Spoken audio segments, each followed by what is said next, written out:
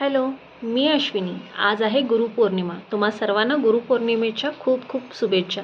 आज सकाळी स्वामींना मी अभिषेक वगैरे घालून घेतले. गुरुपौर्णिमेच्या विशेष त्यांची छान अशी पूजा करून घेतली. त्याच्यानंतर मी हुंबऱ्याला हळदीचं लेपन वगैरे करून घेतले. प्रत्येकाच्या जीवनात गुरु असतातच. पहिले गुरु आपले आई-वडील, मग आपले शिक्षक. प्रत्येक वळणावरती जो कोणी आपल्याला काही शिकवतो तो आपला गुरुच असतो. कारण की जे आपल्याला काही ज्ञान सांगतात, काही चांगल्या गोष्टी सांगतात ते आपल्याला गुरुप्रमाणेच असतात.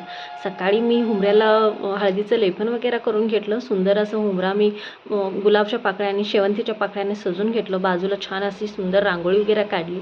स्वामींची पूजा आवरल्याबद्दल म्हटलं वरती जाऊन मी फुलं वगैरे, गुलाबची फुलं सुंदर आली होती, म्हटलं ती तोडून घेऊन येऊया म्हणून वरती आले. खूप सुंदर फुलं होती आणि इतका पाऊस देखील पडत आहे ना, आणि खूप सुंदर वातावरण देखील झाले. आणि स्वामींची पूजा बघू शकता किती सुंदर झाली आज. तरी म्हणते प्रत्येकाच्या जीवनात एक गुरु पाहिजेत. माझ्या जीवनात स्वामी आणि कलावती आई हे दोघं गुरु आहेत.